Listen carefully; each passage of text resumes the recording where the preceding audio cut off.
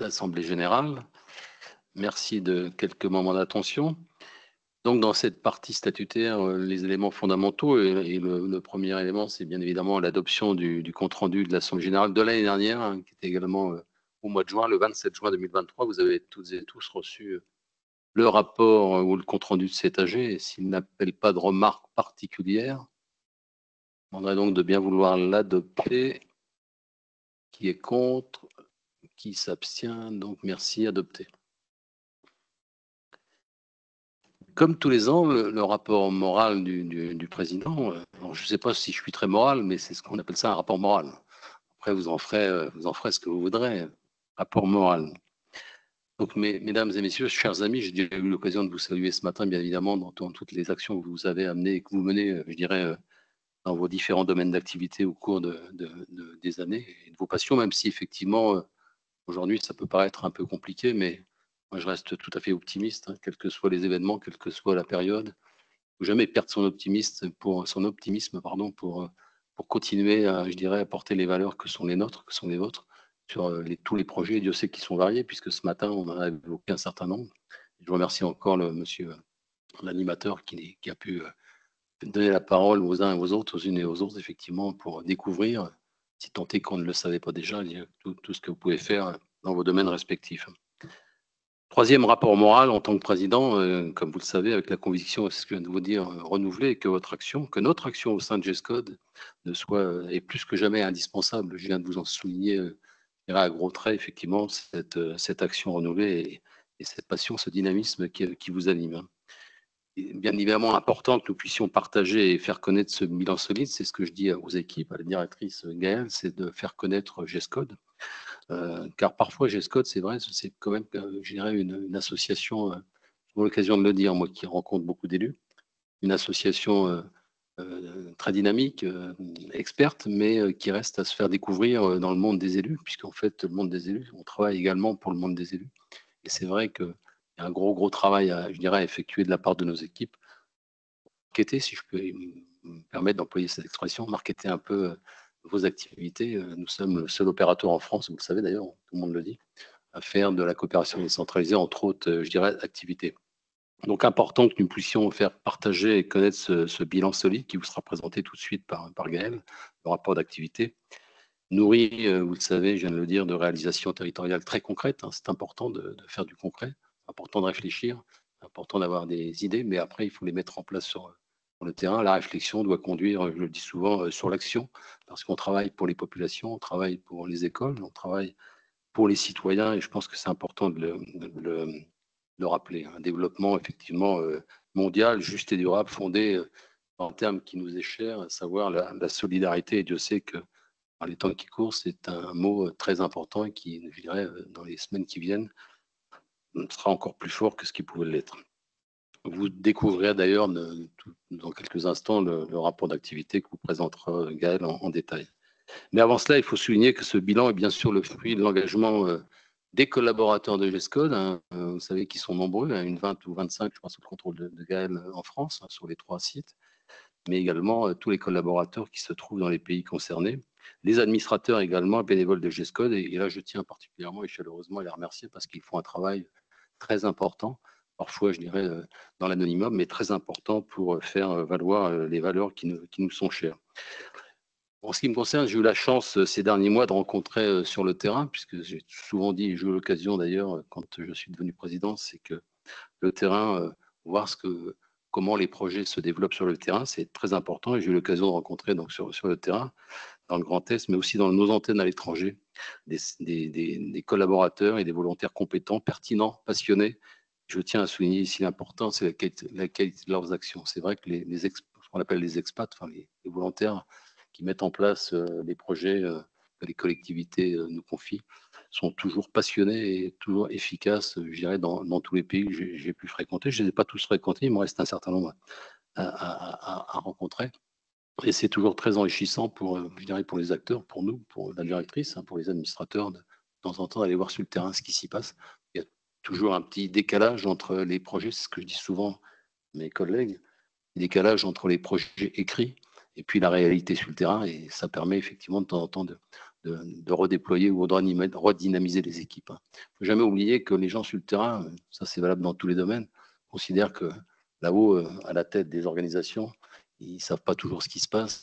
C'est bien de temps en temps de leur donner un peu d'importance parce qu'effectivement, ils sont très importants, surtout dans ce qu'ils font chaque jour. Et Dieu sait que dans certains pays, et dans tous les pays de coopération, c'est jamais simple. Je disais tout à l'heure à quelqu'un, lorsque quelqu'un souhaite faire de la coopération, je lui dis c'est bien, il faut être passionné, c'est passionnant, il faut être passionné, mais je leur dis toujours que, et c'est pas pour être pessimiste, mais c'est toujours parfois compliqué, et une fois qu'on sait que c'est compliqué, ça permet effectivement de pouvoir réaliser ces objectifs.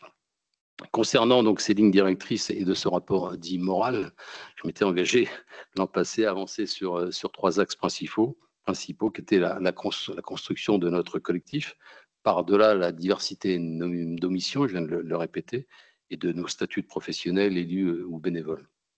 La consolidation de nos ressources humaines et financières, c'est quelque chose de très important, effectivement, si on souhaite que GESCOD continue son œuvre, continue ses missions, il faut avoir cette perspective, cette prospective d'organisation interne et d'organisation financière, je dirais, pour solidifier les fondations d'une structure comme celle-là, encore une fois, tout à fait pertinente. Et le déploiement de notre action vers de nouveaux acteurs du Grand Ouest, et vous verrez qu'on a pu en convaincre quelques-uns au cours de cette année. En ce qui concerne la construction de ce collectif, les liens se tissent chaque année de plus nombreux entre nos actions d'accompagnement des acteurs de la société civile et de la sensibilisation du grand public. Je vous rappelle qu'on a 3 secteurs d'activité, si je peux m'exprimer. Bien évidemment, l'animation sur les 3 antennes de la région, ce sont les VSI, une vingtaine, je pense, sous le contrôle de Gaël, une vingtaine de VSI. D'ailleurs, ce que j'ai remarqué, c'est que sur la vingtaine de VSI, il y a, ça doit être de mémoire, 16 ou 17 dames ou femmes. Et c'est vrai que je trouve que les hommes s'impliquent moins, plutôt les jeunes garçons s'impliquent moins dans le VSI que les jeunes femmes, et celles que j'ai pu rencontrer sur le terrain, elles sont tout à fait pertinentes et engagées. Notre engagement est également en appui à la coopération décentralisée et la promotion, je viens de le dire, du volontariat de solidarité vers les pays du Sud, comme en réciprocité. Alors le chemin est certes encore long et parfois difficile pour que tout le monde puisse trouver sa juste place dans notre réseau foisonnant, riche, je le rappelle, de 250 membres, toujours en mouvement, chacun dans sa diversité. C'est ce qui fait la richesse d'ailleurs de GESCOD, c'est que chacun est différent et c'est l'addition des différences qui font, je dirais, la particularité de GESCOD. En matière de ressources, je viens d'en parler, de ressources financières et humaines, le développement de projets pluriannuels ambitieux devrait nous permettre de garantir pour 2024 et également 2025, mais là, Francis et Claude ont l'occasion de rapidement, mais de manière relativement synthétique et précise, l'état de nos finances. Les recettes non assurées aussi par les subventions de fonctionnement et de consolider ainsi les postes nécessaires à l'exécution de nos missions. Je rappelle que le financement de GESCOD est très important. Quelques années, les collectivités finançaient considérablement, confortablement les fonctionnements ou le fonctionnement de nos organisations. Vous connaissez mon implication dans les collectivités, je peux vous dire qu'effectivement, c'est de moins en moins vrai. Et je crains qu'à partir de quelques semaines, ça soit encore moins vrai. Je tiens également à remercier nos partenaires extérieurs qui sont très, je dirais, très impliqués, le ministère de l'Europe et des Affaires étrangères, l'Agence française de développement qui nous finance quand même beaucoup et avec lesquels on est très attentif, les agences de l'eau ainsi que nos membres actifs que sont la région Grand Est, même si la région Grand Est, j'ai à chaque fois l'occasion de leur dire, nous finance de moins en moins. En fait, ils nous financent toujours à peu près la même chose, mais en nous donnant de plus en plus de travail. Donc là, il y a un sujet à regarder de manière précise. Dommage qu'il n'y ait pas de représentant de la région, mais je pense que... Eh ben, mon cher Christian, donc je pense que tu as entendu ce que je viens de dire. Il est important effectivement que nous puissions compter sur leur engagement à nos côtés. Nous espérons que les menaces qui planent sur l'aide publique, c'est ce que je viens de vous dire en termes civils, au développement et à la solidarité nationale, ne s'aggraveront pas dans les mois à venir. Concernant l'objectif de déploiement de nos activités vers de nouveaux acteurs, la démarche est bien engagée. Parmi les 14 nouveaux adhérents accueillis depuis notre dernière assemblée générale, comptons ainsi 3 collectivités champardonnaises qui manquaient un peu, puisqu'en fait c'était surtout des collectivités alsaciennes et lorraines. Donc 3 collectivités champardonnaises et plusieurs échanges, notamment en Lorraine, sont en cours qui pourraient aboutir à de nouvelles collaborations en complémentarité avec les partenariats historiques très majoritairement, comme je viens de le souligner, alsaciens. Mais ça, c'est l'histoire. L'appel à projets thématiques autour de l'ODD 5, égalité entre les femmes et les hommes, nous ont également permis de toucher de nouvelles catégories d'acteurs associatifs, dont certains sont parmi nous aujourd'hui. Je tiens bien évidemment à les remercier et puis à les accueillir. Ces différents chantiers ne peuvent être menés sur le temps court et la voie est donc toute tracée pour cette année 2024 qui est déjà bien entamée puisque nous sommes déjà à la moitié de l'année. Et nous poursuivrons ensemble, j'espère, nos efforts de développement pour de nouveaux projets très concrets, solides et capables de tisser des liens dans ce monde de plus en plus complexe. Mais ce n'est pas parce qu'il est complexe, et je terminerai là mon propos, il faut être pessimiste, au contraire, soyez optimiste, vous êtes engagés.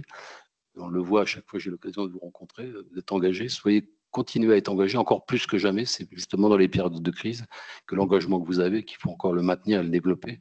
Et je dirais que c'est là le succès de notre réussite, de votre réussite. Merci et à l'année prochaine pour le nouveau rapport moral si je suis élu président.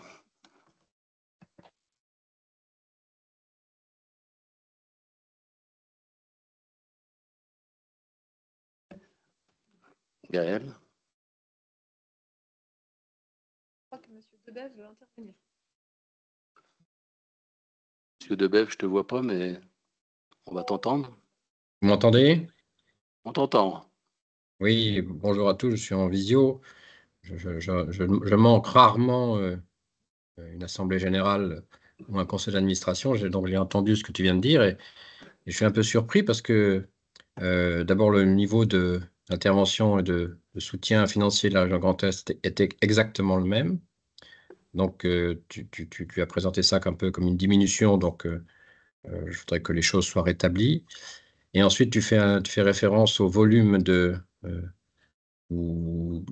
travail. De notre côté, je viens de voir un message d'Abderrahim qui est un peu surpris lui aussi, parce que nous, de notre point de vue, en tout cas, on considère que c'est le même volume. Donc, s'il y a lieu d'en discuter, il faut le faire.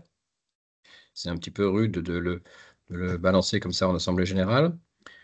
Par contre, on a essayé de donner effectivement un peu plus de travail sur le sujet Ukraine, où on souhaitait, dans le cadre du partenariat excellent qui caractérise les relations de GESCOD depuis longtemps et de la région Grand Est, trouver un moyen d'une extension sur lequel on a d'ailleurs financé intégralement le poste qui a été affecté à cette opération, qui malheureusement n'a pas été un très grand succès.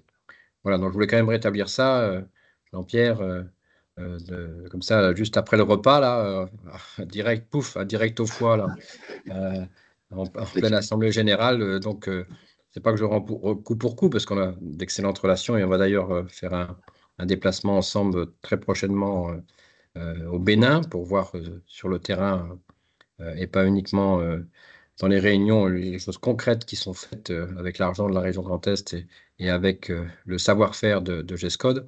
Voilà, je voulais rétablir ça.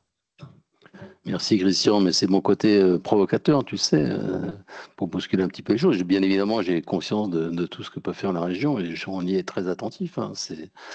Mais ouais, c'est effectivement après le repas pour peut-être réveiller un peu tout le monde. Mais je suis complètement confiant effectivement dans l'accompagnement de la région Grand Est. Il n'y a pas de souci, on aura l'occasion d'en reparler, mais c'est simplement un petit salut amical, ni plus ni moins.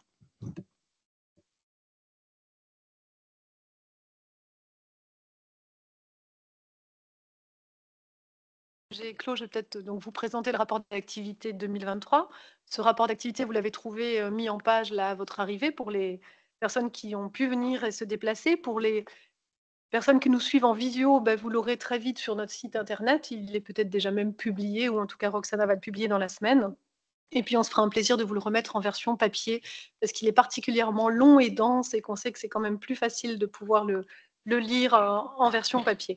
Donc c'est un exercice difficile puisque on regarde en arrière, on se dit qu'est-ce qui s'est passé en 2023, alors que comme le disait le président, on est plutôt sur 2024 qui est bien entamé et les collègues sont pleinement mobilisés pour avancer sur notre programmation en 2024, sur les projets 2024.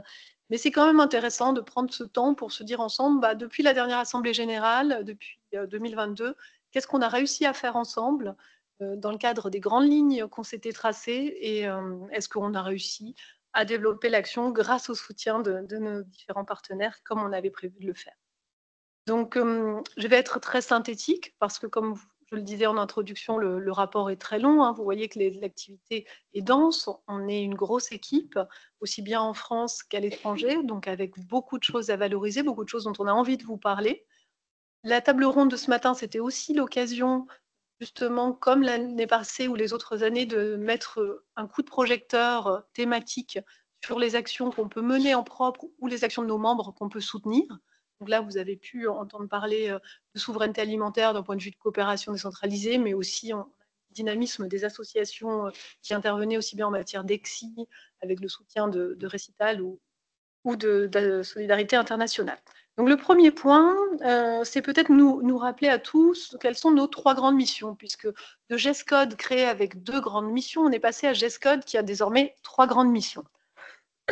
La première mission, animation du territoire et accompagnement des acteurs et de la solidarité internationale, c'est celle qui est la plus proche puisqu'elle est répartie dans nos 3 antennes. Vous connaissez les collègues de Châlons, de Nancy, de Strasbourg, et si vous ne les connaissez pas, vous verrez leurs photos dans le diaporama, parce que j'ai discuté avec des gens ce midi qui disaient « Ah, on ne sait pas forcément qui fait quoi ».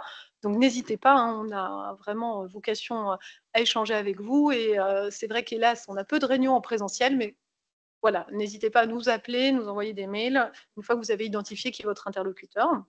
Donc cette grande fonction d'animation, elle est complétée par l'autre jambe historique de GESCODE, qui est tout cet appui à la coopération décentralisée, aux collectivités du Grand Est, qui est vraiment notre spécificité par rapport aux autres réseaux régionaux multi-acteurs, puisqu'on fait partie de ce grand réseau des réseaux régionaux multi-acteurs dont Gérard vous parlera.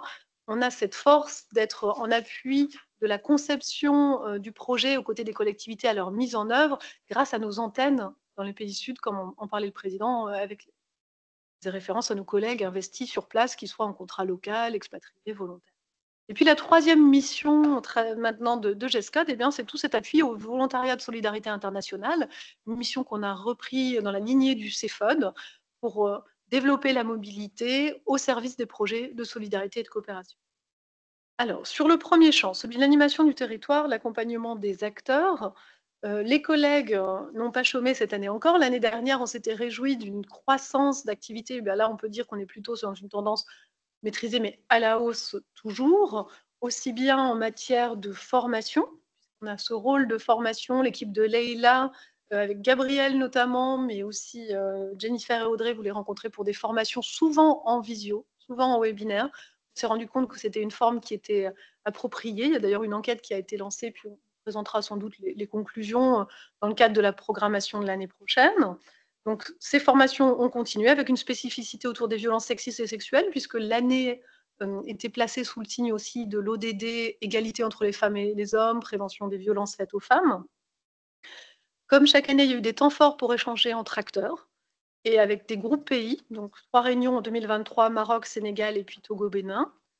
2 groupes thématiques, l'agriculture, puis un nouveau groupe animé par Jennifer, égalité femmes-hommes. On sait que ces temps de réunion sont plutôt plébiscités par nos membres parce que ça permet d'échanger sur les projets de chacun et d'essayer de créer du lien, de partager des préoccupations des fois sur les zones géographiques d'intervention. Le Maroc a une actualité assez tragique. Ça a été quand même l'occasion d'échanger entre acteurs intervenants avec le tremblement de terre. Au niveau de l'accompagnement individualisé, qui est aussi un des points forts de notre équipe animation, vous voyez 174 structures accompagnées, une grosse majorité d'associations. C'est en augmentation par rapport à l'an passé. Donc pour plus de détails, vous avez tout dans le rapport d'activité. Sur l'animation du territoire et l'accompagnement des acteurs tout court, l'autre grande partie, c'est tout ce qui concerne l'EXI, les actions d'éducation à la citoyenneté, à la solidarité internationale. On a eu des très beaux exemples ce matin, concrets, où on voit comment on peut engager la jeunesse et le grand public pour échanger autour des ODD et d'objectifs qui nous fédèrent. Donc, sur l'EXI, donc les fonds territorialisés ont été abordés ce matin. Donc là, un soutien qui est possible grâce à un programme financé par l'Agence française de développement, comme ça a pu être exposé, et qui nous permet donc de soutenir vos projets, à vous, membres de GESCODE, ou à des associations du territoire en matière d'EXI. Avec cette année une spécificité qui était l'appel à projet thématique égalité femmes-hommes, qui comme le soulignait le président dans son rapport moral, nous a permis aussi de contacter d'autres structures du territoire autour de ces ODD et des actions qu'on pouvait mener ensemble. Et puis, toujours les temps forts, le Festival des Solidarités, le Festival alimentaire, le Marché du Monde de Nancy, qui a été évoqué ce matin par Mathieu Klein. Vraiment, ces moments phares. On pourrait citer aussi le Mandela Day, qui s'était développé fortement, je vois Jean-Yves, et qui attend encore des nouveaux acteurs là, en juillet prochain, pour mobiliser autour de la solidarité et de l'engagement. Donc ça, c'est pour dresser un panorama rapide de ce que met en œuvre l'équipe animation. Vous avez là toute l'équipe animation, Leïla, Audrey, Jennifer et Gabriel. Ils sont dans la salle, vous avez dû les voir. Vous avez le renfort aussi d'autres volontaires, on en parlera plus. Le deuxième pan d'activité qu'on évoquait tout à l'heure, dans l'animation, on a un petit zoom, un petit focus à faire, même si Marie Zerbo n'est pas là, puisque pour ceux qui la connaissent, vous savez qu'elle a eu un heureux événement, un projet concrétisé et qui l'occupe bien. Et donc, on a cette chance d'avoir un partenariat avec l'Agence de l'eau, Grameuse notamment, prioritairement, et PSO pour avoir une ressource dédiée en Grand Est qui accompagne les associations qui souhaitent mener des projets au assainissement, mais qui accompagne aussi les collectivités territoriales.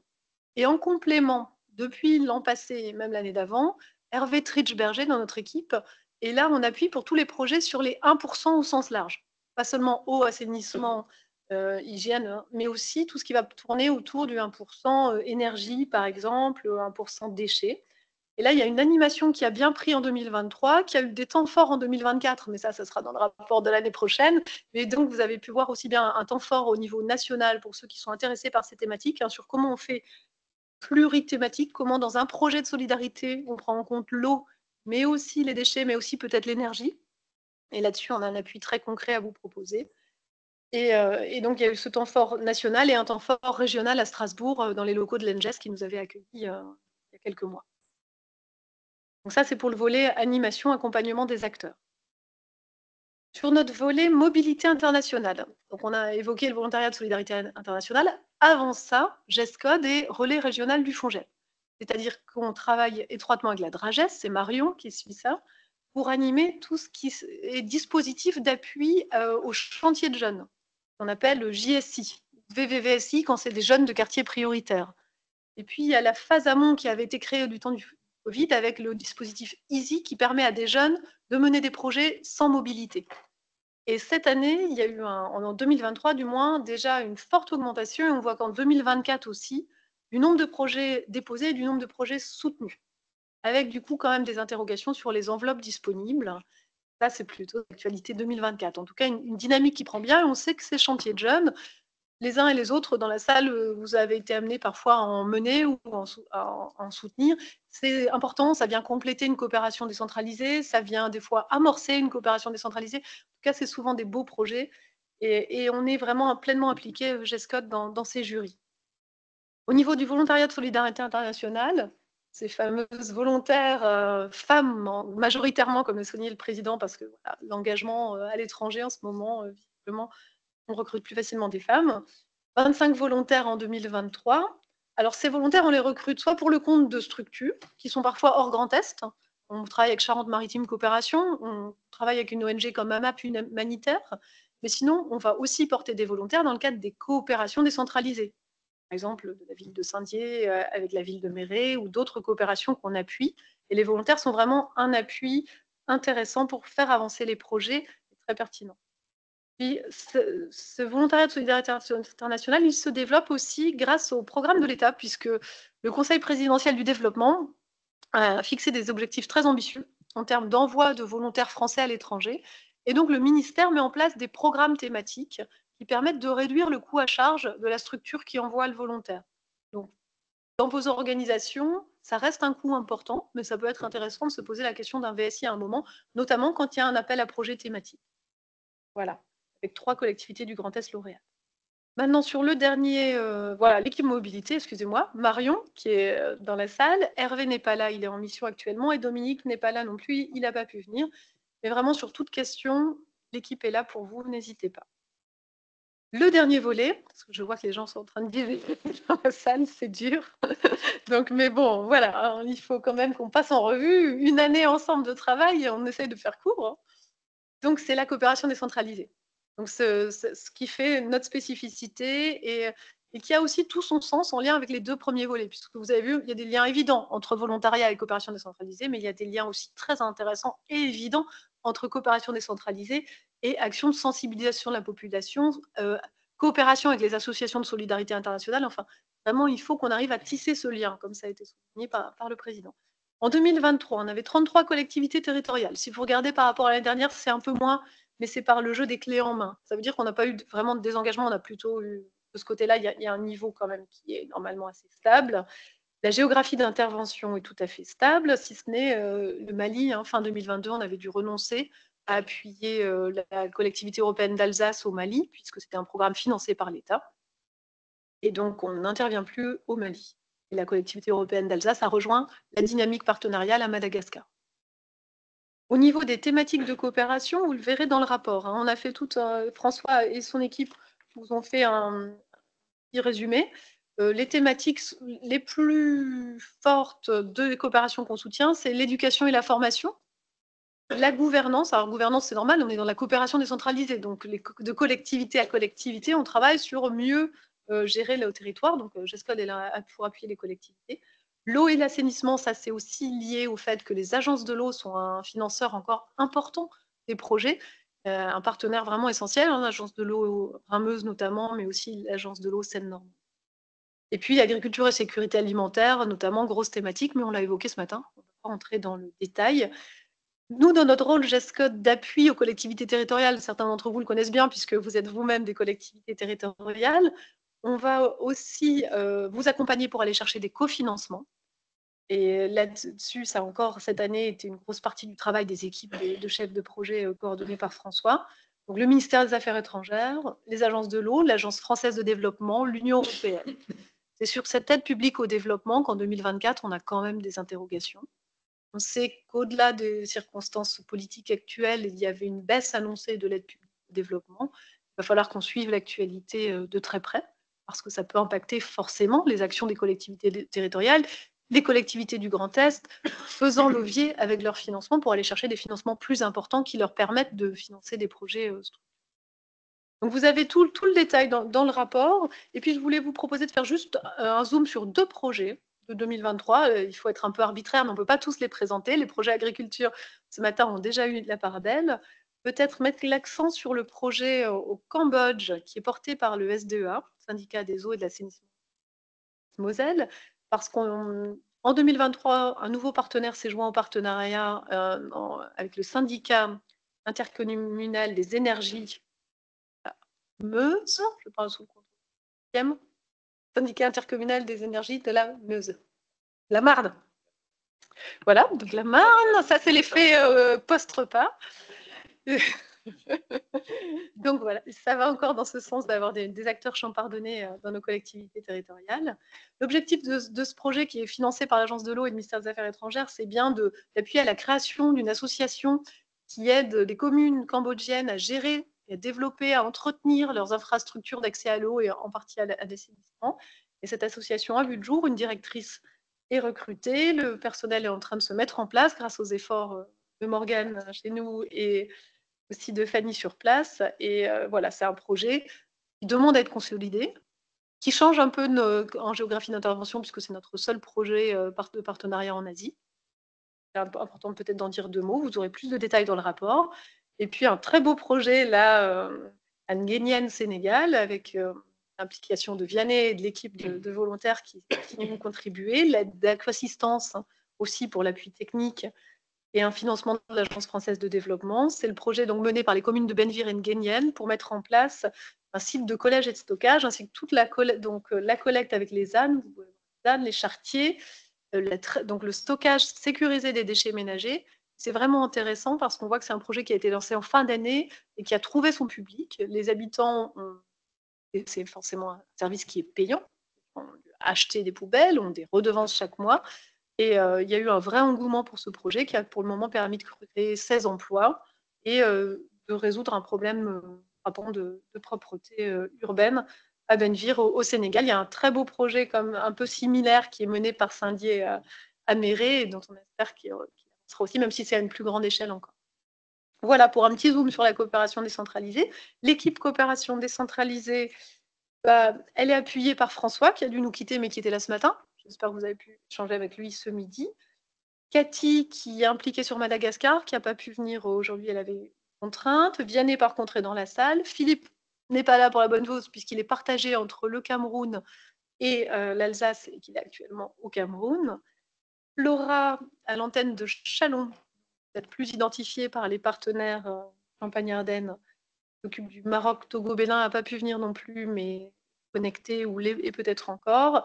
Et puis dans la salle, on a aussi Morgane qui est chargée de mission Haïti, Ouganda, Cambodge, Mali. Voilà. Donc ça, c'est notre équipe de chargée de mission stable, avec l'appui de Jennifer pour les projets agriculture Togo, Bénin, et Hervé qui intervient sur le Brésil. C'est d'ailleurs ça qui n'est pas là aujourd'hui. Voilà, peut-être juste un petit mot pour l'équipe support, même s'ils ne sont pas là par Roxana, hein, parce que quand vous êtes en téléphone pour des questions d'adhésion, des questions techniques, vous allez avoir Audrey Kerlot, qui n'a pas pu venir, qui est souffrante. Il y a Véronique, qui est la cheville ouvrière indispensable de tout ce qui est comptabilité depuis des années, hein, IRCOD et GESCOD aux côtés de Claude. Et puis cette année, on avait aussi Emre, qui était alternant aux côtés de Claude. Et on retrouve Dominique. Au niveau des ressources humaines de GESCOD, toujours sur ce côté rapport d'activité, rappeler le rôle des salariés et des volontaires dans les antennes, là, le président l'a fait. Peut-être dire aussi le rôle important que jouent les volontaires de service civique et les stagiaires qui nous rejoignent chaque année. On a toujours grand plaisir vraiment à avoir ce renfort de jeunes en général, diplômés ou en cours de diplôme ou en recherche d'orientation professionnelle pour certains VSC. C'est vrai que ça nous permet de renouveler nos équipes, d'avoir une nouvelle dynamique et vraiment, je voudrais les remercier. Et puis le tandem de direction. Voilà, moi, je suis directrice depuis 2 ans avec Claude en directeur adjoint. Je crois qu'on a fait le tour de ce rapport d'activité. Un peu frustrant, je n'ai pas pu citer tout le monde, mais suffisamment long, je pense, vu le peu d'interactivité qu'on peut avoir sur ce genre d'exercice. Voilà.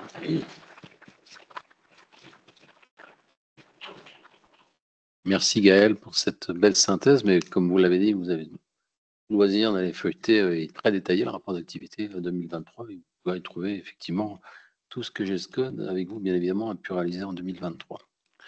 Je ne sais plus si on fait voter le rapport d'activité. Approbation. L'Assemblée générale doit. Oui, voilà. Allons-y. Qui est contre, qui s'abstient. Donc, les deux rapports adoptés. Merci. Rapport budgétaire, alors, effectivement important. Là, c'est Francis et Claude qui vont s'y atteler. Francis, Claude. Francis. Je commence. Bon, avant de donner la parole à Claude, là, je voudrais simplement m'associer au président pour remercier toute l'équipe, partie comptable, Véronique, Dominique, avec un travail important qui a été fait encore cette année.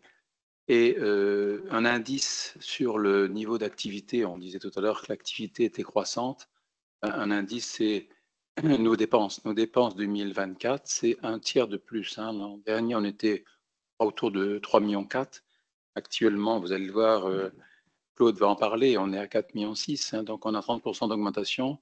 Et bien sûr, ça ne se fait pas si simplement que ça. Chargé de mission, on travaille beaucoup. Et on a notre équipe sous la houlette de Claude, en comptabilité, Véronique et Dominique, qui travaillent beaucoup aussi. Je voulais les remercier avec notre président pour le travail qui est fait. Et je vais donner la parole tout de suite à Claude pour nous détailler tout cela. Merci. Et plus les équipes terrain sur les différents pays qui nous font monter les informations et qui nous permettent de comptabiliser toutes nos activités sur le terrain et en France. Merci. Donc la première diapositive reprend un peu. Donc dans les dossiers de l'AG, vous avez la présentation comptable avec le rapport du commissaire aux comptes. Donc il vous donne la nature des dépenses qu'on a faites et la nature des ressources. Et vous avez aussi, comme chaque année, un tableau d'exécution budgétaire qui reprend les codes analytiques, donc qui vous permettent de voir quelles sont les répartitions des dépenses sur les différents projets de manière assez synthétique. Donc au niveau des crédits, des ressources de 2023, donc on a d'abord les reports de 2022 qui sont de l'ordre de 7 500 000 et des crédits nouveaux de 7 282 000. Donc ce sont des chiffres qui sont très élevés pour nous, pour une association. Mais ça ne représente pas l'activité. Hein. Francis l'a dit tout à l'heure, l'activité, c'est au niveau des dépenses que ça se voit. On a des ressources élevées, tout simplement parce qu'on est obligé d'enregistrer l'année de la signature de la convention, la totalité du montant de la subvention. Donc, si on a un projet d'1,5 million qui porte sur 4 ans ou 5 ans, donc on enregistre à l'année de la signature la totalité d'1,5 million qui seront dépensés sur les 4-5 années à venir. Donc, ce qui fait qu'on a des reports importants parce qu'on a des projets conséquents qui ont enregistrés dans les années précédentes. Et en 2023, de nouveau, on a eu des projets conséquents enregistrés. Donc, ça nous fait 14 600 000 à peu près de ressources totales 2022, mais qui seront bien sûr échelonnées dans le temps au niveau des dépenses. Vous avez une petite ligne qui représente les annulations de ressources. Donc, ce sont des projets qui n'ont pas été réalisés ou qui n'ont pas été finalisés. Donc, c'est des subventions qu'on n'a pas perçues ou qu'on a dû rendre un petit peu, mais quoi qu'il en soit, ça n'a pas de répercussion sur l'activité, parce que ce sont des activités qui n'ont pas été mises en œuvre. Donc, ce n'est pas une perte pour GESCOD. Et on voit une mise à disposition gratuite de 240 000 €. Donc, c'est important de le noter. Donc, on valorise le temps passé par les partenaires quand ils partent en mission sur le terrain, dans les pays, ou alors quand ils accueillent des partenaires sud, ou tout simplement quand les partenaires passent du temps dans les réunions aux côtés de GESCOD pour gérer les projets. Donc, ces 240 000, c'est un minimum, parce qu'on ne comptabilise pas tout, parce qu'on n'a pas toutes les données. Donc là, par rapport à ce qu'on peut comptabiliser, on peut estimer que c'est à 240 000 €. Donc, ce qui nous fait une exécution 2023 de 14 838 000. Donc, bien sûr, comme je disais tout à l'heure, ça ne reflète pas l'activité, ça ne reflète pas non plus la trésorerie, parce que ce sont des subventions qu'on a enregistrées comptablement, mais ce n'est pas forcément de l'argent qu'on a perçu sur nos comptes.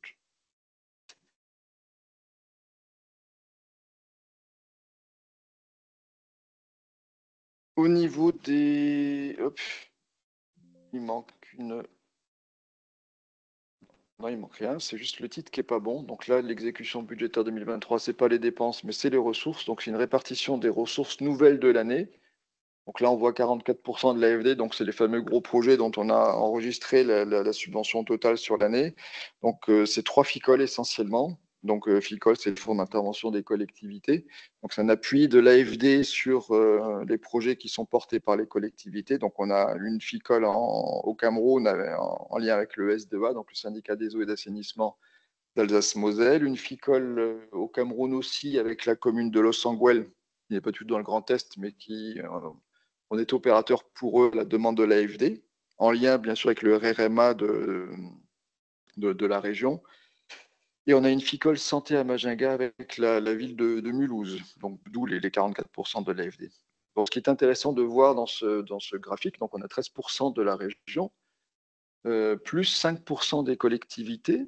Donc, c'est 13 et 5, ça fait 18%. Et si on tient compte peut-être de 2% des associations du Grand Est qui abondent le budget de GESCOD, ça fait 20% de budget de collectivités plus associations qui permettent un effet de levier de 80% auprès de partenaires tels que l'AFD, l'État, les agences de l'eau. Donc, c'est important de bien voir que les fonds qu'apportent les collectivités permettent vraiment de mener des projets d'envergure sur le terrain. Donc là, c'est vraiment les dépenses. Donc, les dépenses s'élèvent à plus de 4 millions. Donc là, on est vraiment dans l'activité. Donc, on voit que les pays qui sont impactés essentiellement, c'est les pays où il y a des gros projets, bien entendu, des gros financements. Donc, le Cameroun, où on a 2 FICOL, le Congo, où on a un projet Union européenne, Madagascar, où on a une FICOL et un projet européen, l'Ouganda, où on a une FICOL, et le Sénégal, bien sûr. Voilà. Et on voit que le Mali ne représente plus que 1% de l'activité. Donc, même si en 2023, normalement, il n'y a pas d'activité précise, mais il y avait encore des dépenses à effectuer. D'ailleurs, il y en a encore quelques-unes qu'on devrait pouvoir honorer. Mais le souci, c'est que là, actuellement, on ne peut pas faire de transfert financier auprès des autorités maliennes. Donc, on a encore quelques dépenses à faire qui sont en attente, mais qu'on a enregistrées déjà sur 2023. Il faut voir comment on peut régulariser la situation. Donc là, on retrouve les moyens mis en œuvre en 2023. En dehors des fonds redistributifs, les fonds redistributifs, c'est les fonds territoriaux qu'on met en œuvre de la part des fonds de l'AFD qu'on met en œuvre, plus les fonds du FONGEP en appui aux associations. Donc ça a été sorti du graphique. Donc là, on retrouve nos 3 activités dont parlait Gaël tout à l'heure. Donc l'animation du territoire qui est le bleu, là, qui représente 13% de dépenses globales. Les dépenses sur programme de coopération qui représentent 78%, qui est bien sûr le gros de l'activité. On a la mobilité avec le volontariat de service civique et le volontariat de solidarité internationale qui représente 4%, et l'expertise gratuite qui représente 5% de l'ensemble du budget. Il y a un graphique là qui n'est pas dans votre rapport financier, qui est présenté dans les documents, qui représente la prise en charge du fonctionnement de GESCOD. Donc ça, c'est le fonctionnement en France uniquement. Donc Strasbourg, Châlons-Nancy. Donc on ne tient pas compte des antennes pays qui sont financées directement sur des fonds spécifiques. Donc le fonctionnement en France représente à peu près 1 million de dépenses. Et sur ce million de dépenses, on voit que la région reste le contributeur majoritaire, donc à raison de 27%. Donc on a 9% de l'État, 6% des collectivités. Alors, département et autres, il y a 0%, mais bien sûr, c'est 0, quelque chose pour cent. Donc tout ça pour montrer que le fonctionnement n'est pas pris en charge directement par les subventions de fonctionnement que nous percevons et que nous avons l'obligation de facturer des ressources humaines sur les projets. Donc cette refacturation représente plus de la moitié, plus de 60% du coût du fonctionnement. Donc les ressources disponibles 2023 de 14 600 000 €, les dépenses 2023 de 4 700 000 € à peu près. Donc on a un solde de 9 900 000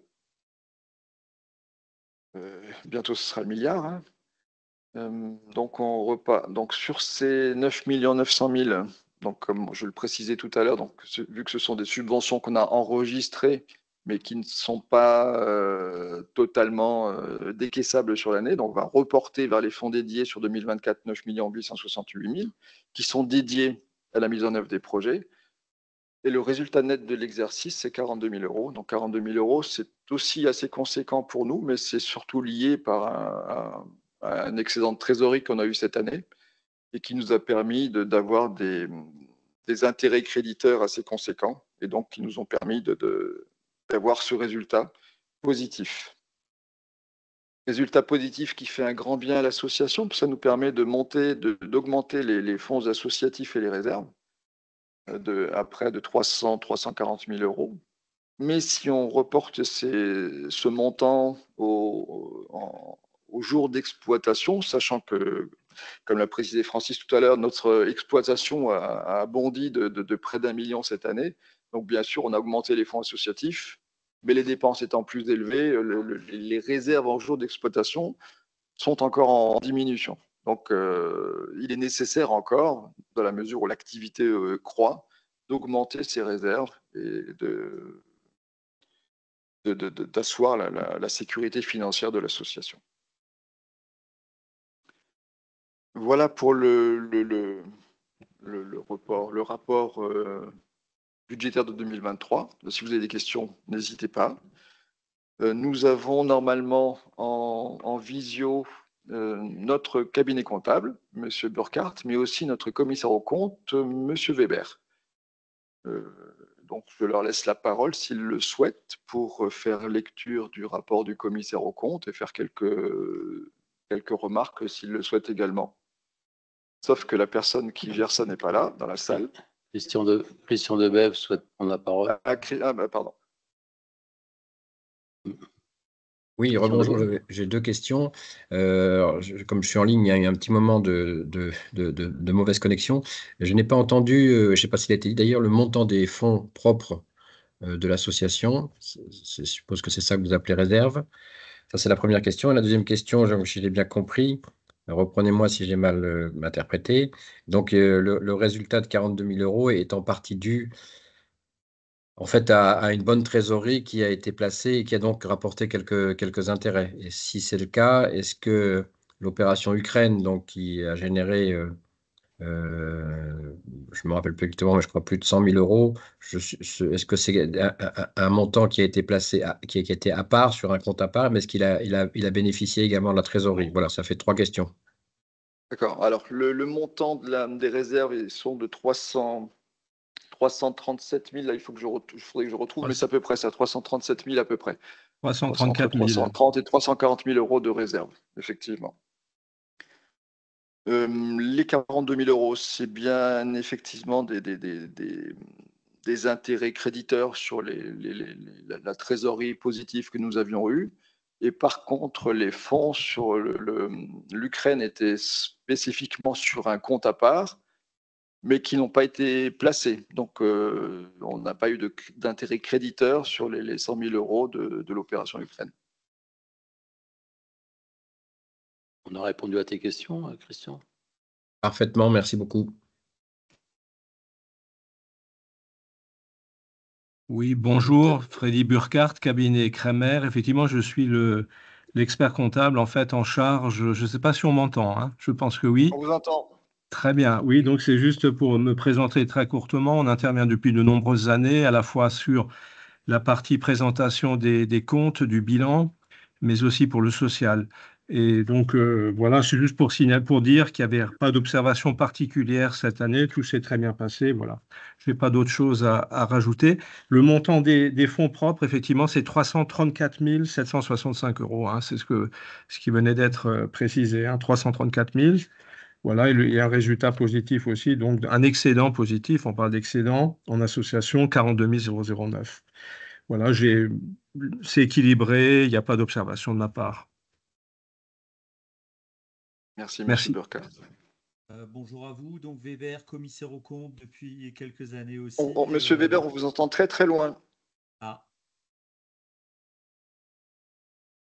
Peut-être c'est mieux. Bonjour à vous, Weber, Michel, commissaire. On ne s'entend pas, on vous On entend vous entend pas. C'est très très faible. Ah, je ne peux pas faire mieux. Maximum. Je vais essayer de parler plus fort.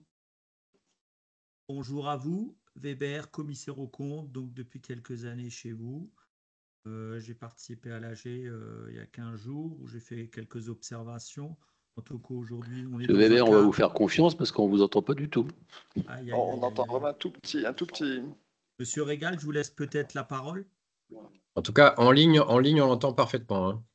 Ah oui, mais c'est nous alors qu'ils n'entendons pas. Ah. Je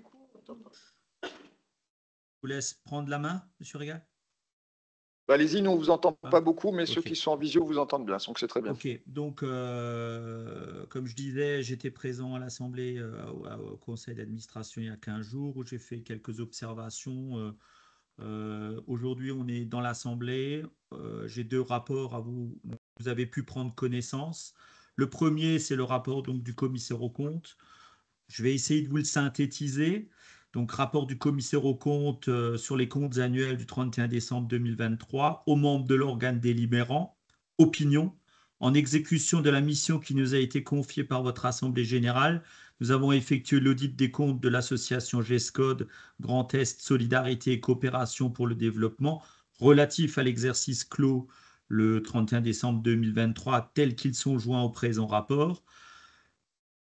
La partie importante, nous certifions que ces comptes annuels sont, au regard des règles et principes comptables français, réguliers et sincères et donnent une image fidèle du résultat des opérations de l'exercice écoulé, ainsi que de la situation financière et du patrimoine de l'association à la fin de cet exercice. Pourquoi je dis que c'est juste ? Les comptes sont bons, nous travaillons selon un référentiel d'audit. C'est le référentiel d'audit qui existe en France. Nous sommes indépendants, nous n'effectuons aucune autre mission que la mission légale de commissaire aux comptes pour votre structure. Nous analysons ce qu'on appelle les comptes où vous êtes amené à prendre des options comptables, à apprécier des situations. Donc, en ce qui concerne l'appréciation de ces problématiques comptables, il figure en annexe une petite partie dans la partie notes et subventions. La partie subvention, vous avez la méthodologie qui est utilisée pour la comptabilisation des fonds dédiés. Ceci est une information importante pour la bonne compréhension des comptes. Nous avons vérifié gestion et les autres documents qui vous ont été adressés. Voilà, les comptes sont établis par la direction avec votre expert comptable et sous notre contrôle. Et nous sommes bien évidemment, nous avons une responsabilité dans l'établissement de ces comptes.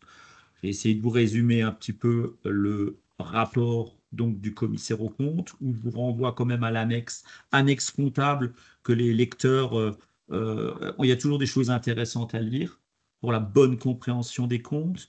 Nous avons un deuxième document qu'on appelle le rapport spécial du commissaire aux comptes sur les conventions réglementées. Donc, je vais peut-être aller droit au but. Donc, on en a un certain nombre. Donc, c'est des conventions soumises à l'approbation de l'organe délibérant. Donc, en application de l'article R612.7 du Code de commerce, nous avons été avisés des conventions mentionnées à l'article L612 du Code de commerce qui ont été passées au cours de l'exercice écoulé. Donc, avec la région Grand Est, donc personne concernée, la région Grand Est est représentée par Madame Torlotigne, Brigitte, messieurs Debève, Christian et Kern Claude. La région Grand Est octroie des subventions à votre association. Les subventions octroyées au cours de l'exercice 2023 s'élèvent à 934 500 €. Avec la ville de Mulhouse, représentée par Madame Tisserand-Ouana, membre du conseil d'administration de Gestcode, la ville de Mulhouse octroie des subventions à votre association. Les subventions octroyées s'élèvent d'un montant de 64 900 € et 100 € au titre de la cotisation membre. Avec l'Eurométropole, représentée par Madame Véronique Berthollet, adjoint au maire, membre du bureau de Gestcode, l'Eurométropole octroie des subventions à votre association. Le montant octroyé en 2023 s'élève à 44 900 € ainsi que 100 € de cotisation membre. Concernant la location immobilière, l'Eurométropole facture des loyers immobiliers à votre association ainsi que des charges locatives liées. Les montants comptabilisés s'élèvent respectivement à 15 873,69 € pour le loyer et 3 755,77 € pour les charges. Avec la ville de Strasbourg, nous avons donc Madame Véronique Berthollet, adjoint au maire, membre du bureau GESCO. Ah non, la ville, voilà, c'est ça. La ville de Strasbourg octroie des subventions à votre association. Les sommes allouées s'élèvent à 38 900 € ainsi que 100 € de cotisation membre. Avec la ville d'Erstein, représentée par Madame Liliane Andres, membre du bureau GESCODE, la ville d'Erstein octroie des subventions à votre association. Les sommes allouées s'élèvent à 1 330 € au titre des subventions et 100 € de cotisation membre. Avec le conseil départemental de Meurthe-et-Moselle, le conseil départemental de Meurthe-et-Moselle représenté par Monsieur Vincent Amen, membre du conseil d'administration de Gestcode, le conseil départemental de Meurthe-et-Moselle octroie des subventions à votre association. Cette subvention, les montants octroyés au titre de 2023 s'élèvent à 7 900 € au titre de subvention et 100 € de cotisation membre. Avec la commune de Célestat, la communauté de communes de Célestat représentée par M. Charles Andrea, membre du conseil d'administration de Gestcode, la communauté des communes de Célestat octroie des subventions à votre association. Les sommes octroyées au titre de 2023 s'élèvent à 100 805 € au titre des subventions et 100 € de cotisation.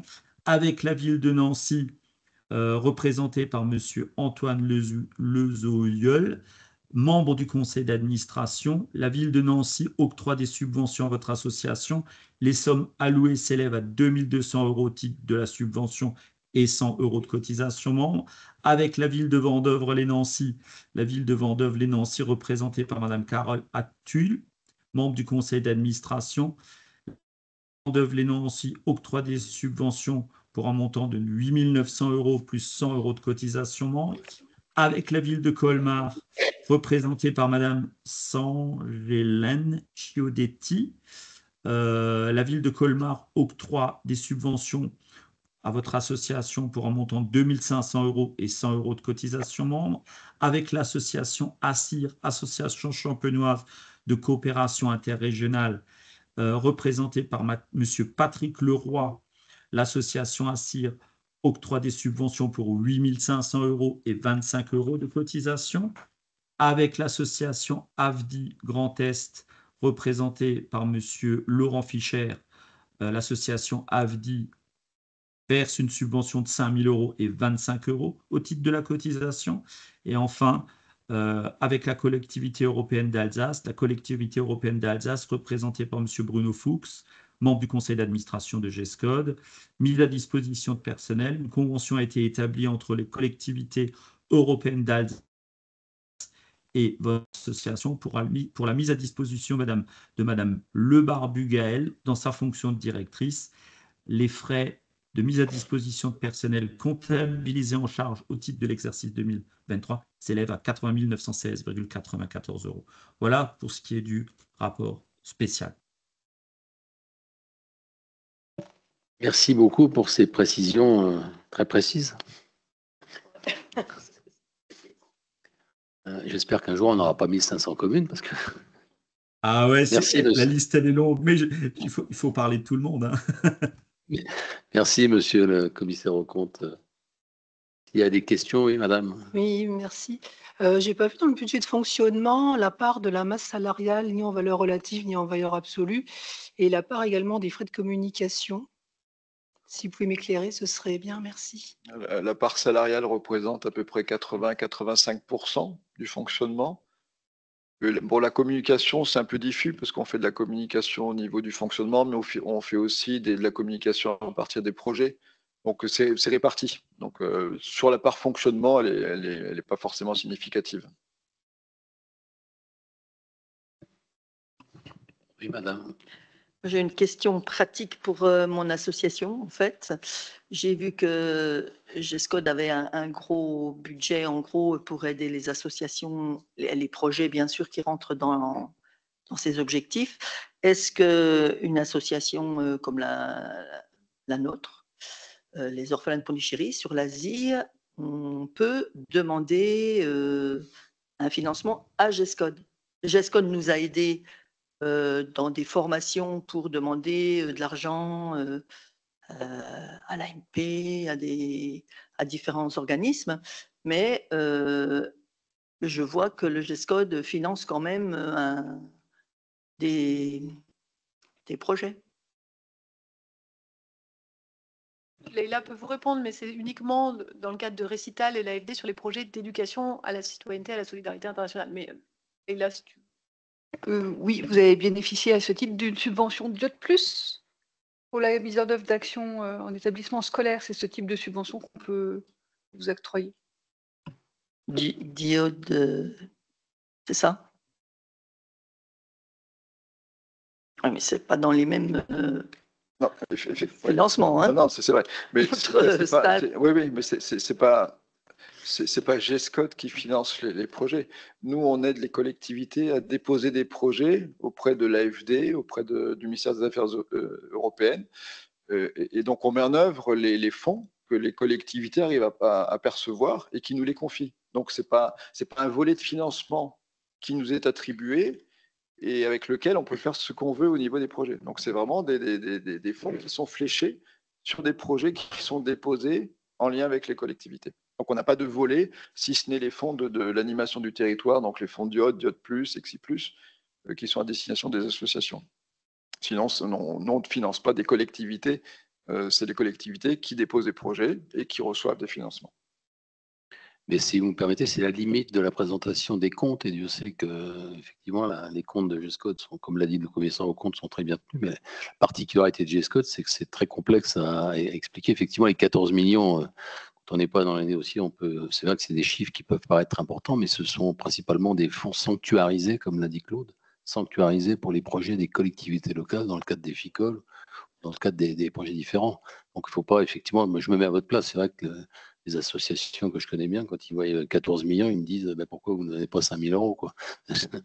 Vous n'êtes pas à 5 000 € près, sauf que les 14 millions présentés sont encore une fois sanctuarisés pour des projets bien précis.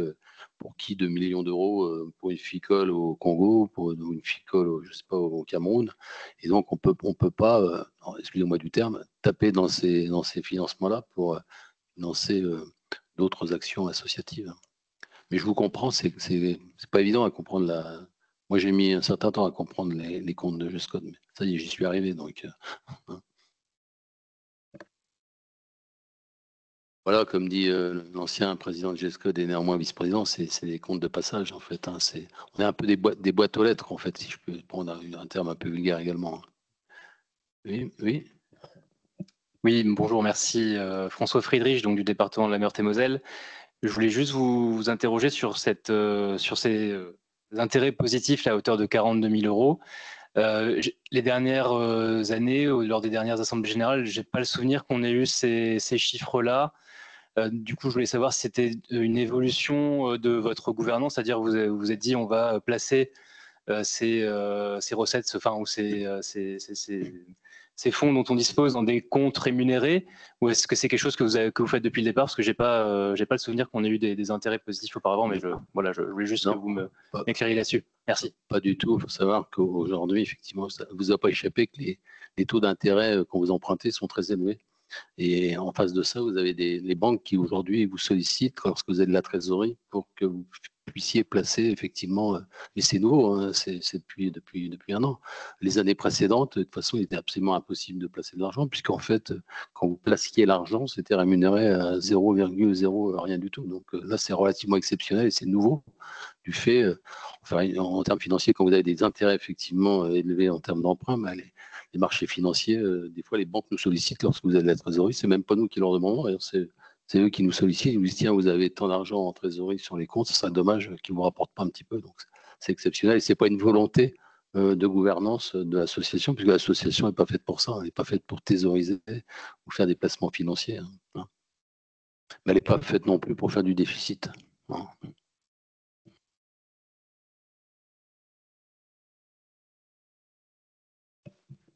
Bien, bah écoutez, c'est vrai que c'est toujours en ligne. Pardon. Oui, Christian. Oui, moi je voulais aller complètement dans ton sens. Je suis également trésorier dans d'autres associations, notamment l'Assemblée des régions d'Europe, et on a le même phénomène. Pendant le moment où la période où l'inflation était très faible, évidemment, ça sert il n'y avait aucun intérêt, si je puis dire, au sens propre et au sens figuré, à placer un court moment de trésorerie. Donc c'est tout à fait exceptionnel et c'est lié à la période d'inflation. Comme l'inflation baisse, je pense que ça va aussi redevenir quelque chose où on ne le fera plus. Mais l'association GESCOD a fort bien fait et a bien géré en plaçant ces fonds disponibles, parce qu'évidemment, du coup, ça améliore le résultat, du coup, ça améliore les fonds propres, donc ça améliore la situation de GESCOD. Voilà. Et donc, comme l'a dit très justement le président Fortuné, qui du coup porte bien son nom, ils ont bénéficié d'un petit effet d'aubaine, et puis voilà, les subventions arrivent un peu plus tôt, le FICOL, les fonds dont tu as très bien expliqué juste avant que c'était des ressources obligées parce qu'elles passent par GESCOD qui est l'opérateur, mais ce n'est pas des recettes propres en fait, en réalité.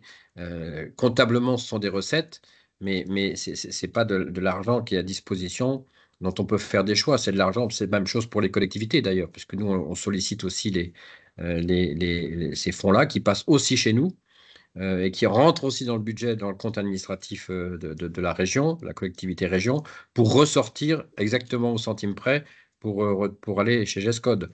Donc ça, c'est de la technique comptable et ça n'est pas du tout de la disponibilité pour pouvoir indiquer ce que tu as dit, Jean-Pierre, c'est-à-dire pouvoir abonder des projets d'association qui auraient besoin de quelques milliers d'euros pour faire. Voilà. Malheureusement, ce n'est pas comme ça. Mais c'est quand même bien pour GESCOD de pouvoir aussi bénéficier de ces fonds parce qu'à l'arrivée, l'objectif, c'est de faire sur place des réalisations concrètes et ça le permet franchement dans des dimensions, des proportions quand même beaucoup plus importantes.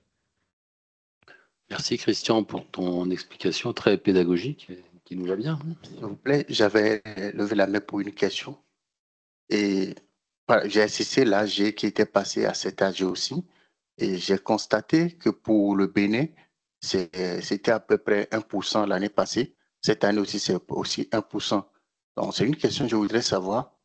Et malgré, je vais dire peut-être, les bonnes relations entre le Bénin et la France, qui sont très excellentes, Et cette politique des projets au Bénin, c'est parce qu'il y a moins de sollicitations, c'est parce que GESCOD a moins d'intérêt. Et pourquoi ce petit pourcentage ou bien pourquoi cet intérêt si faible? Merci. En fait, c'est un changement d'enregistrement dans les comptes de GESCOD. L'intérêt pour le Bénin n'a pas diminué. D'ailleurs, c'est un pays avec lequel on est en coopération grâce à la région Grand Est. Et la région Grand Est continue ses actions de coopération avec le Bénin. Sauf que la plupart des projets en direction du Bénin sont aussi des projets qui sont en direction du Togo. Donc, on a juste mis les projets Bénin-Togo qui intègrent les deux pays dans une rubrique qui s'appelle multi-pays. Donc, si vous regardez le camembert qui concerne multi-pays, il est beaucoup plus important cette année que l'année précédente. Et donc, les actions du Bénin se retrouvent dans cette petite tranche de camembert. Mais l'intérêt pour le Bénin n'a pas diminué. Oui, Christian, sur le Bénin? Oui, c'est pour confirmer ce qui vient d'être dit. L'intérêt n'a non seulement pas diminué, mais avec le président de GESCOD, nous venons au Bénin, je crois, le 9, 10 et 12 juillet, pour une mission concrète sur le terrain, d'échange et de voir comment sont les coopérations. Donc, loin de nous l'idée de dire de vouloir que la relation avec le Bénin s'affaiblisse. C'est en fait le contraire. Merci. Y a-t-il d'autres questions sur l'aspect financier? Oui, monsieur. Oui, pardon, autre question que j'avais oublié de vous poser sur ce fonds pour l'Ukraine. Est-ce qu'on avait prévu de l'aborder plus tard ou est-ce que c'est le moment maintenant? Juste pour savoir, qu'est-ce qui avait été finalement obtenu en termes de cotisation et à quoi du coup ça a servi? Voilà, merci beaucoup. Je pense que Christian, tu veux peut-être répondre. Oui, oui. Donc l'opération Ukraine, c'était l'idée, c'était de solliciter. Bon, je ne fais pas un point sur la situation en Ukraine. Vous savez tous qu'on est, nous, la région Grand Est, partenaire de la région de Kharkiv, qui est une région qui souffre particulièrement et encore plus depuis la nouvelle offensive du 10 mai dernier. Et quand on a lancé cette opération qui visait à solliciter les collectivités, toutes les collectivités territoriales dans le périmètre de la région Grand Est, afin de créer un fonds pour abonder, de manière à acheter des générateurs et du matériel pour traitement de l'eau, ce qui correspondait à un besoin exprimé par les populations et nos homologues élus du conseil régional de Kharkiv, qu'on appelle l'oblast de Kharkiv. Et cette opération donc, a été menée à son terme, puisque l'ensemble des générateurs et matériels de traitement de l'eau ont été envoyés avant l'hiver dernier, ce qui fait que, alors pour la petite histoire, ce sont des générateurs qui sont souvent de petite taille, pour qu'ils puissent être enterrés et donc non détectables par les drones russes et donc non bombardés. Et ils ont servi à l'hiver dernier à faire que l'électricité, pour le chauffage notamment, était suffisant. Alors, ce qu'on a fait l'hiver dernier et non pas réduit à néant parce que ces petits générateurs enterrés n'ont pas été bombardés. Et vous avez tous vu que toutes les centrales électriques ont été endommagées ou détruites complètement et que le sujet maintenant principal qui a lieu maintenant pour un effet pour l'hiver prochain, c'est de reconstituer des sources d'énergie pour que, notamment dans les zones frontalières et en particulier celle de Kharkiv, il puisse y avoir de l'électricité. Donc peut-être que nous renouvellerons cette opération, mais certainement à une échelle plus grande avec plutôt l'État français et l'Europe, parce que là, du coup, les dimensions des besoins sont autrement fortes que ce qu'on avait pu faire. Voilà. Merci. Bien, donc les questions financières ayant été abordées, même si elles sont parfois rébarbatives, hein, mais c'est quand même important qu'on vous tienne au courant effectivement de ce qu'on fait des budgets. S'il n'y a pas de remarques particulières, je vais faire un vote global sur tout ce qu'on a abordé, à savoir l'exécution budgétaire, le rapport de commissaire aux comptes. Ensuite, on passera à l'affectation du résultat de quitus au conseil d'administration. Donc, qui est contre l'exécution budgétaire, le rapport du commissaire aux comptes? Qui s'abstient? Donc adopté. Claude. Maintenant, on va passer à la présentation du budget Alors attendez. Donc là, pour le budget prévisionnel 2024, donc on a les reports de 2023, donc de 9 868 000 qu'on avait tout à l'heure, qui n'ont pas été dépensés sur 2023. On a des crédits nouveaux sollicités en 2024 de l'ordre de 5 780 000, donc c'est moins que l'année précédente parce qu'on a moins de gros projets FICOL qui sont qui devraient pouvoir être validés cette année. Par contre, on a un gros projet FICOL avec la région Grand Est et le Maroc qui devrait démarrer sous peu. Donc ça nous fait un budget prévisionnel 2024 hors valorisation de 15 649 000. Donc sur ces 15 649 000, il y aurait théoriquement, si on tient compte de la temporalité des projets, 9 400 000 à engager au cours de l'exercice. Et on sait déjà qu'on aurait à reporter en 2025 et exercice suivant 6 200 000 à peu près. Voilà. Donc un budget légèrement en baisse. Donc là, on a une évolution des dépenses et des crédits nouveaux. Donc les bâtonnets bleus, c'est l'évolution des crédits. Donc on voit quand même si on est en baisse cette année par rapport à l'année dernière, on voit quand même qu'on est sur une tendance croissante. Et les bâtonnets jaunes, c'est les dépenses. Donc effectivement, des fois, on voit. Hein, donc sur 2020, par exemple, on avait une grosse rentrée de 5 800 000 avec seulement 2 600 000 de recettes. Mais bien sûr, ces 5 800 000 qu'on a engrangés en 2020 sont dépensés les années suivantes. Et c'est le cas pour tous les autres. Donc, ce qu'on peut voir, en tout cas, que l'activité est en hausse et que les recettes, bien entendu, également. Au niveau de la répartition des crédits nouveaux, donc là, on retrouve les partenaires principaux, donc notamment la région Fonds AFD, donc c'est la fameuse FICOL dont j'ai parlé tout à l'heure sur le Maroc. On a des agences de l'eau donc qui font un effort particulier aussi dans le budget de GESCOD et bien sûr la région qui reste un partenaire essentiel à 12%.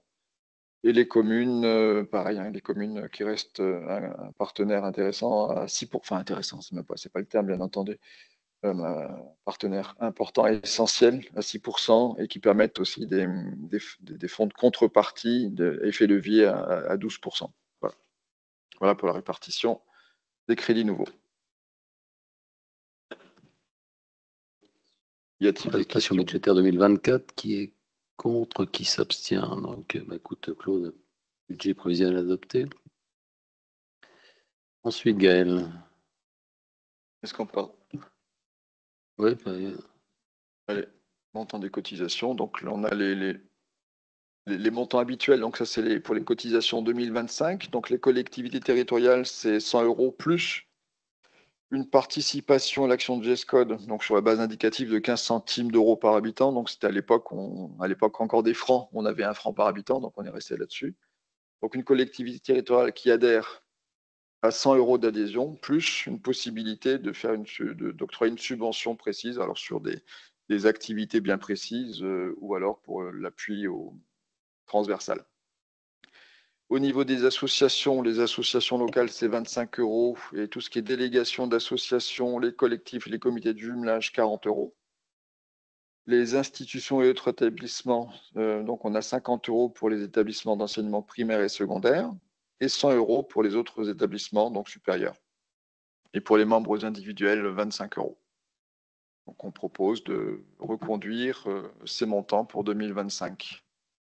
Au même niveau. Contre, qui s'abstient. C'est un minimum. Hein. Oui, c'est-à-dire ceux qui veulent donner plus, ils peuvent. Hein. C'est rare d'ailleurs. Merci. Voici égal. Donc, a priori, le point suivant qui était dans vos documents de séance, c'est un point qu'on a traditionnellement qui s'appelle départ de GESCOD, puisque les statuts prévoient qu'au bout d'un certain nombre d'années sans paiement de cotisation, les membres sont invités du coup à être. Enfin, il y a une radiation des membres qui ne payent plus leurs cotisations. En général, il y a d'abord un temps d'échange qui a eu lieu cette année avec le conseil d'administration pour avoir un avis du conseil d'administration. Ça a été précédé d'un temps d'échange avec chaque acteur quand on a réussi à les localiser. Certaines associations ont confirmé qu'effectivement, elles n'avaient plus vocation à être membres de GESCOD. D'autres n'ont plus d'existence, ne répondent plus, donc sont radiées automatiquement. Et donc, c'est cette liste-là qui vous est proposée dans le document de séance vous avez pu trouver du coup. Vous avez le détail. On vous a mis aussi, donc il s'agit de formellement acter que toutes ces associations qui ne sont pas à jour de leur cotisation, qui n'ont pas manifesté la volonté d'être à jour et de rester sont radiées. Et ensuite, on vous a quand même mis pour information dans le même rapport, comme vous pouvez le voir, les nouveaux membres. Parce que comme on disait, il y a aussi une dynamique assez intéressante qui s'est développée en 2023, fin 2023-2024, grâce aussi aux appels à projets thématiques et avec le travail de rapprochement des collectivités, puisque vous voyez la ville de Suip, la Comcom, c'est pas le mot. La Comcom d'Ardennes-Thiérache est membre désormais de GESCOD. Voilà, ça c'est pour information, pour que vous ayez bien la transparence sur qui sont les nouveaux adhérents, puisque les nouveaux adhérents, c'est acté en conseil d'administration, c'est pas acté en assemblée générale. L'assemblée générale doit juste décider la radiation qui est proposée par le conseil d'administration. Voilà. Qui est contre ces radiations, qui s'abstient, adopté. Maintenant, proclamation des résultats pour le conseil d'administration. Oui. Parce qu'on a innové cette année. Oui, puisque vous avez tous constaté, toutes et tous constaté qu'il y a eu un vote électronique qui a très bien fonctionné d'ailleurs. C'est un peu moins laborieux que les années précédentes où on votait, je dirais, sur place, avec un taux de participation de 37%, ce qui est un peu plus que les années passées. Alors, concernant le collège des collectivités territoriales, il y avait 5 sièges à renouveler en 2024, donc 5 élus. Il y a la communauté européenne d'Alsace représentée par Pascal Pfeiffer, qui est renouvelée. La ville de Colmar représentée par Michel Sengelen. Je m'excuse pour les Alsaciens, peut-être pas l'accent qui convient. En renouvellement. La ville d'Épernay représentée par Abida Sharif, renouvellement également. Le conseil départemental de Meurthe-et-Moselle représenté par Vincent Amen, un renouvellement, et une première candidature, en l'occurrence la candidature de Saint-Dié-des-Vosges, représentée par Madame Claude Kinner.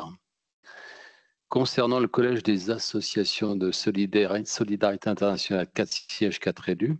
Humanis représenté par Daniel M, renouvellement. Appel représenté par Jean-Yves Chiara, vice-président, renouvellement. L'AFDI Grand Est représenté par Daniel Vol-Louter, renouvellement. Et enfin, une première candidature, les Amis Lorrain du Laos, représentés par Evelyne Espilondo. Et pour terminer, le collège des personnalités qualifiées, 3 sièges à renouveler en 2024, soit 3 élus. Francis Braun, renouvellement. Didier Bellefleur, renouvellement. Et Gérard Ruel, renouvellement. Enfin, concernant le collège des institutions et autres associations, 3 sièges et 4 sièges non pourvus en 2024. Les sapeurs-pompiers de Hoffelden, Philippe Detling, je n'ai pas fait d'erreur, renouvellement.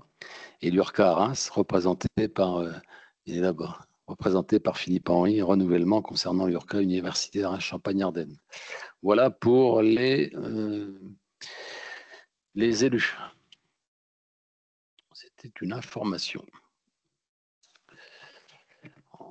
Y a-t-il des questions diverses avant que je passe la parole, que nous passions la parole à notre ami Gérard Pigot, qui piaffe d'impatience de vous communiquer un certain nombre de choses, d'éléments. Merci, Président. Non, je ne piaffe pas. Je regarde l'heure parce que les trains existent, même s'il sera peut-être c'est peut-être lui qui nous fera attendre, mais enfin bon.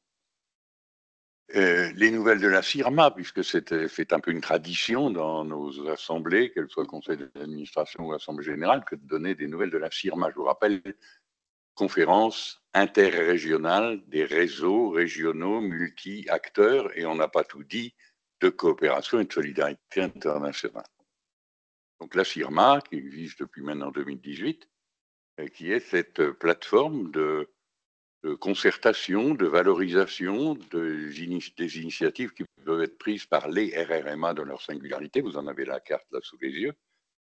Donc les grandes régions, chaque région dispose d'un RRMA.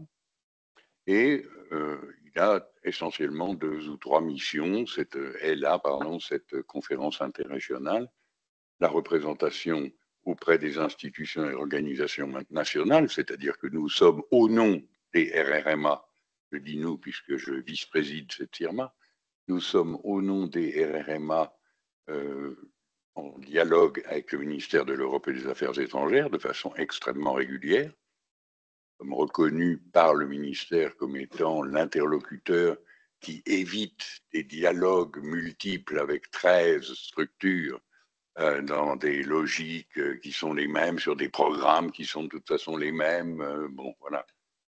Donc, avec le MAE, avec l'Agence française de développement, vous en avez entendu parler tout à l'heure, avec France Volontaire dans le domaine de la mobilité, notamment des jeunes, mais pas que. Nous étions d'ailleurs la semaine dernière avec Marie Plasquin à Bordeaux au séminaire des instances de France Volontaire, c'est-à-dire là où se sont rencontrés les membres des différents collèges, le collège de l'État, le collège des collectivités territoires, dans lequel je siège en tant que CIRMA, et le collège des associations, dans lequel Marion siégeait en tant qu'association pour GESCOD. De nouveaux partenaires, la Caisse des dépôts, dans la perspective de la mise en place déjà naissante un peu dans quelques régions de maisons de l'international, qui pourraient cristalliser, organiser, coordonner, créer une proximité, peut-être des synergies entre toutes les structures qui sur un territoire travaillent à l'international. Nous en faisons partie, et que notre directrice est en discussion, en négociation, notamment avec la ville de Strasbourg, pour réfléchir à cette possibilité d'une maison de l'international qui serait dans le Grand Est. PSO, vous en avez entendu parler tout à l'heure à travers les actions du 1%. Voilà, donc l'idée dans le fond de chaque RRMA, mais vous l'avez compris puisque vous êtes là depuis longtemps, l'idée c'est que les territoires définissent, organisent, coordonnent, valorisent leurs propres compétences dans la perspective d'une internationalisation de ce territoire, c'est-à-dire d'une ouverture à l'international qui, de fait, existe. Des tas de réseaux existent à l'international, une multitude d'acteurs existent à l'international. Mais comment est-ce que les uns et les autres peuvent se renforcer dans leur spécificité, dans leur singularité? C'est donc au plan de l'interrégional ce que la CIRMA fait pour et au service des différents RRMA. Et puis donc la traduction très concrète, c'est la mobilisation financière de ces réseaux partenariaux.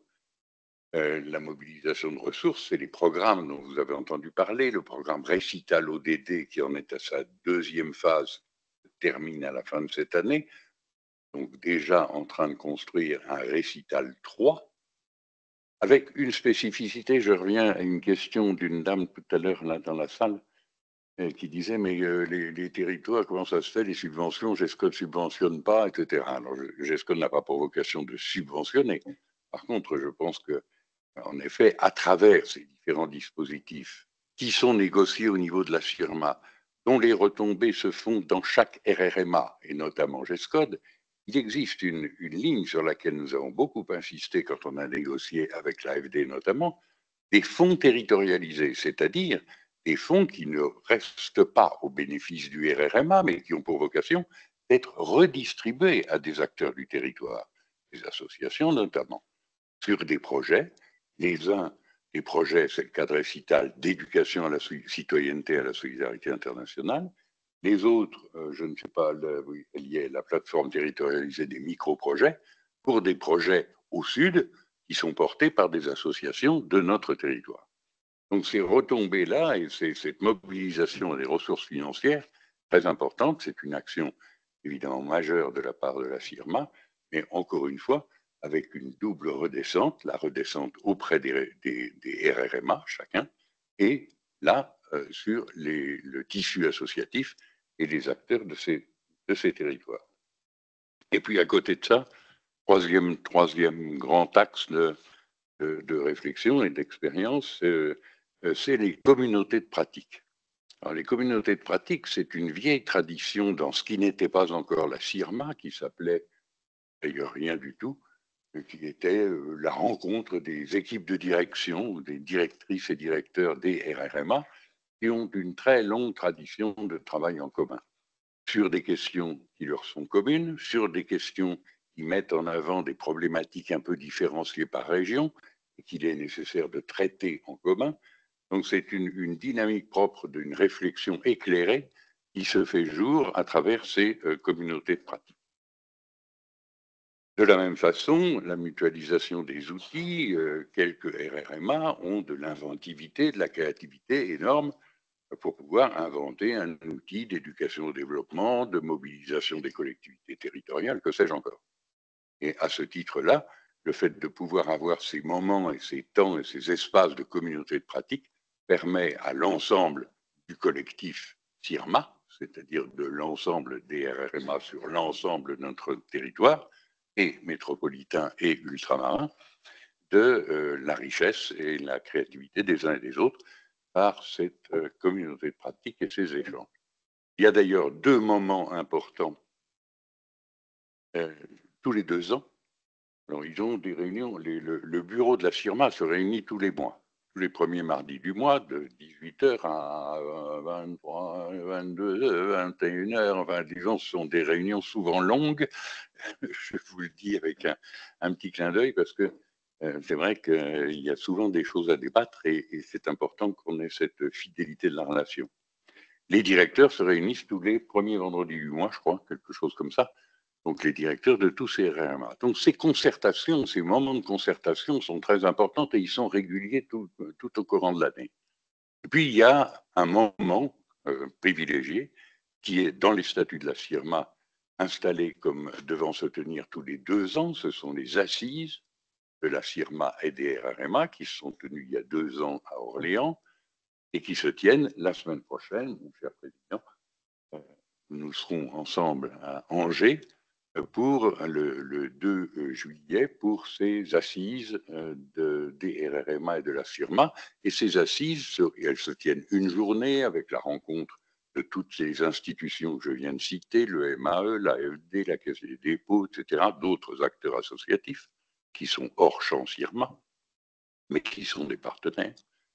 Et cette journée des assises est suivie par 2 jours de rencontres techniques de toutes les équipes sur l'ensemble du territoire français et ultramarin.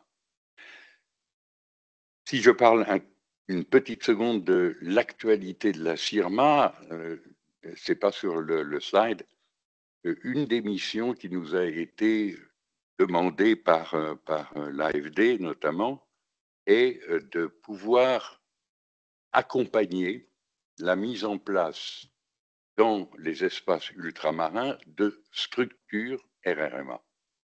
Il en existe une, il y a un RRMA, Guadeloupe-Martinique, Guadeloupe essentiellement, qui s'appelle Caraïbes Horizon.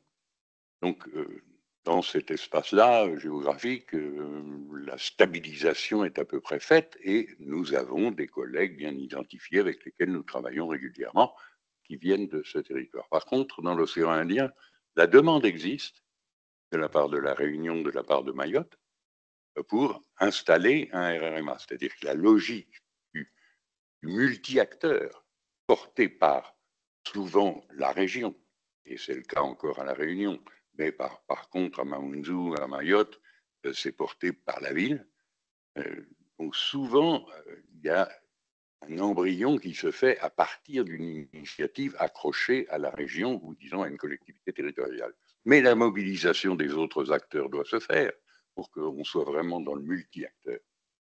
Donc voilà la raison pour laquelle une nouvelle mission est ouverte là pour la CIRMA d'accompagner les acteurs. J'ai vu d'ailleurs le vice-président de la région Réunion la semaine dernière à Paris pour déjà commencer à travailler. Il y a déjà eu 2 missions de la part du délégué général de la CIRMA à la Réunion pour que cet accompagnement se fasse dans les meilleures conditions et avec le plus de clarté possible.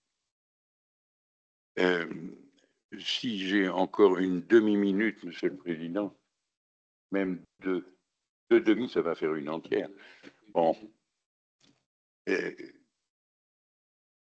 voudrais vous lire une déclaration qu'on a été plusieurs à réfléchir et qui s'inscrit à la fois dans ce qu'est notre Assemblée générale régulièrement et dans le contexte que nous traversons et qui nous fait revenir sur ce qui est essentiel dans le fond de notre engagement, dans nos pratiques, dans nos expériences.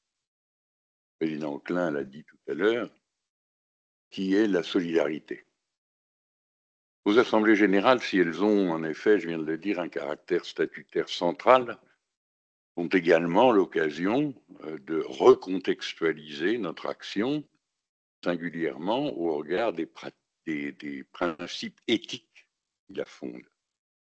À l'instar de chacun des RRMA, dont on a encore la carte sous les yeux, en France métropolitaine et en Outre-mer, nous saisissons ces occasions statutaires pour réaffirmer les valeurs que nous portons sur nos territoires, au premier rang desquelles la solidarité s'inscrit en lettres lumineuses, faites de réalisme et aussi d'espérance. Plus que jamais, notre Assemblée générale 2024 justifie que nous le fassions. La solidarité, rappelons-nous un peu son étymologie, solidus, solide, ferme, de l'entier. La solidarité comme un roc, valeur centrale de nos engagements et de nos pratiques. Une solidarité stable, une solidarité ferme, en tout lieu et en toutes circonstances, car la solidarité est en réalité indivisible. Elle est entière et se pose comme le lion de notre humanité tout entière, sans exclusion ni mise à l'écart de quiconque. L'expérience de cette solidarité, de nos destins liés, de notre planète en commun, guide nos pas au quotidien à travers divers programmes d'action, nous venons de les dérouler. La boussole des objectifs du développement durable, les fameux ODD, nous fait tenir la cohérence entre l'ensemble de ces actions et de ces programmes. Nos pratiques, leurs analyses méthodiques, rigoureuses, évitent l'écueil de réponses simplistes, voire brutales, face à la complexité du monde. Ces pratiques, ces engagements dont nous faisons collectivement l'expérience, nourrissent chez nous tous ceux que nous rencontrons à travers nos programmes, une citoyenneté renouvelée et toujours plus consciente des priorités à donner à nos choix d'une société solidaire, traversée par une éthique sociale cohérente et partagée, au service d'une vie digne pour tous. Il est des moments d'histoire où cette vision se doit d'être affirmée et traduite en actes, sans détour ni faiblesse. Nous y sommes, et votre participation nombreuse à notre Assemblée générale en est la marque de notre engagement collectif dans ce sens. Merci.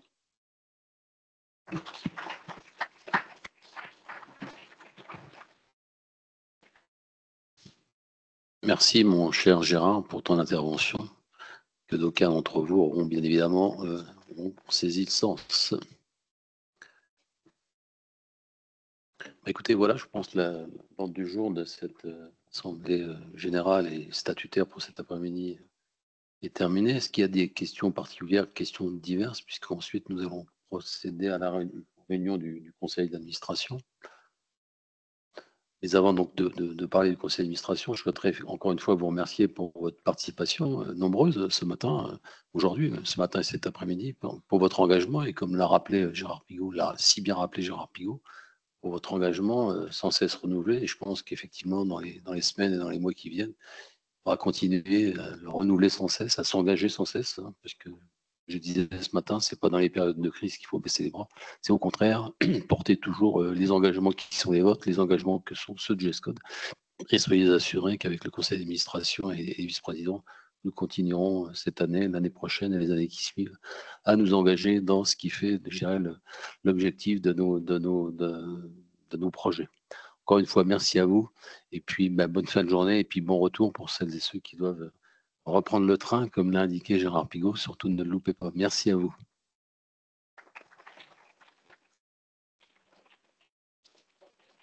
Voilà, encore une fois, ceux qui sont du conseil d'administration restent ici, hein, puisque nous avons encore quelques